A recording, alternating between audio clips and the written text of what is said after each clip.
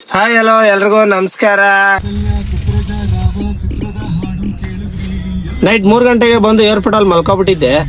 ಒಂದೊಂದ್ಸಲಿ ಅನ್ಸುತ್ತೆ ನನಗೆ ನಾನೇ ಸೋಂಬೇರಿನೇನೋ ಅಂತ. ಈ ನನ್ನ ಮಗ ನನ್ಕಿನ್ನ ಸೋಂಬೇರಿ. ಒಂದ್ ಡ್ಯೂಟಿ ಮಾಡಿಲ್ಲ, ನೆನ್ನೆಂದ ಎಲ್ಲಕ್ಕೆ ಮಲ್ಕೊಂಡವನೆ. ಡ್ಯೂಟಿ ಮಾಡ್ಲಿಲ್ಲ ಯಾಕೆ? ಒಂದು ಆಂಟಿ ಬಂದು ಅವ್ಳು ಮೂತಿ ನೋಡಿದೆ 70 ಇತ್ತು 140 ಟೋಕನ್. ಇವತ್ತಿಂದ ಡ್ಯೂಟಿ ಮಾಡ್ಬೇಕಂದ್ರೆ ಟೋಕನ್ ಅಂತ ಮೊಬೈಲ್ ಅಲ್ಲಿ ತೋರಿಸುತ್ತೆ. ಅದು 70 ಇತ್ತಂತೆ. ಅದು ಯಾವ್ದೋ ಆಂಟಿ ಮಕ ನೋಡದಂತೆ 115 ಆಯ್ತಂತೆ. ಅವನು ಇನ್ನೂ ಮಲ್ಕೋಬೇಕಣ್ಣ, ನಾನೊಂದು ಅರ್ಧ ಗಂಟೆ ಅಂದ. ನಾನು ಹೋಗಿ ಸೀದಾ ನಾಷ್ಟ ಮಾಡ್ಕೊಂಡು ಬಂದೆ. ನಾನು ಹೋಗಿ ಮಕ ತೊಳ್ಕೊಂಡು ಅಲ್ಲುಜ್ಜಿ ಬಂದ್ರು ಇನ್ನೂ ಮಲ್ಕೊಂಡವನೆ. ನಾನು ಒಂದು ಗಾಡಿಲಿ ಹೋಗಿ ನಾನು ಹಂಗೆ ಮಲ್ಕೊಬಿಟ್ಟೆ. ಅಲ್ಲಿಂದ ಹೋಯ್ತಿದ್ದಂಗೆ ನಮ್ಮ ಕಿರಣ್ ಅಣ್ಣ ಸಿಕ್ಕರು. ಕಿರಣ್ ಅಣ್ಣವ್ರ ಜೊತೆ ಹೋಗಿ ಜ್ಯೂಸ್ ಕುಡ್ಕೊಂಡ್ ಬಂದ್ವಿ. ಏರ್ಪೋರ್ಟ್ ಹೋಗ್ತಿದ್ದಂಗೆ ದಿನಾಗ್ಲೂ ಒಬ್ಬೊಬ್ರು ಹೊಸದಾಗಿ ಫ್ರೆಂಡ್ಸ್ ಆಗ್ತಿದ್ದಾರೆ.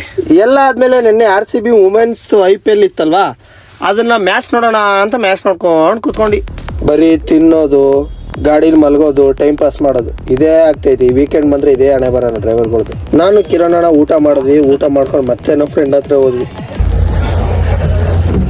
ಅಣ್ಣ ಇನ್ನೂ ಹೋಗಿಲ್ಲ ಅಣ್ಣ, ಇಲ್ಲೇ ಇದ್ದೀರಾ? ಏನ್ ಕತೆ, ನೀನ್ ಹಿಂಗ್ ಮಲ್ಕೊಬಿಟ್ರೆ? ನಮ್ಮಲ್ಲಿ ಹಿಂಗೆ ಹಾಕೊಳ್ಳೋದು ಹಿಂಗೆ ಮುಕ್ಕೊಳ್ಳೋದು ಅಷ್ಟೇ.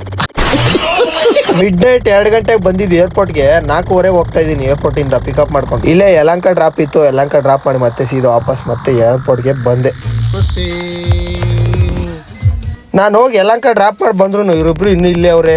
ಗಾಡಿ ಅವಳಿಂದನೇ ಫೇಮಸ್ ಆಗ್ಬಿಡ್ತದ ಗಾಡಿ.